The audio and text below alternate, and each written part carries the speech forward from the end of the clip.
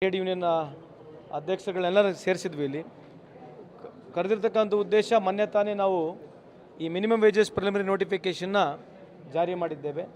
ಇನ್ನು 60 ದಿನ ಕಾಲ ಅವಕಾಶ, ಇನ್ನು 60 ಡೇಸ್ ಅದಕ್ಕೆ ಎಲ್ಲ ಸಾರ್ವಜನಿಕರು ಬಂದು ಅದರ ಬಗ್ಗೆ ಮಾತನಾಡ್ಬೋದು.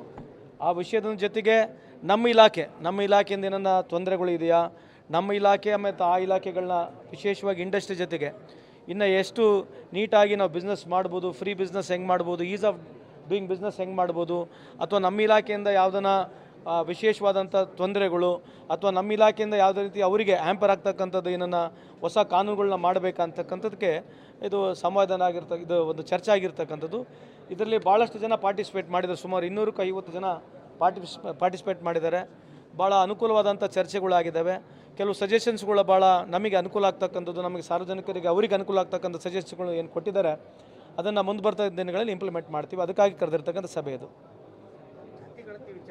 ಸಾಕಷ್ಟು ಅಪಸ್ವರ ಕೇಳಿ ಬರ್ತಾ ಇದೆ.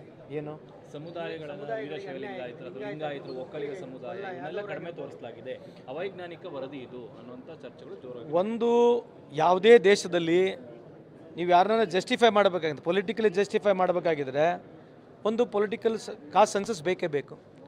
ಇವತ್ತು ಸರ್ಕಾರ ಕಾಸ್ಟ್ ಸೆನ್ಸಸ್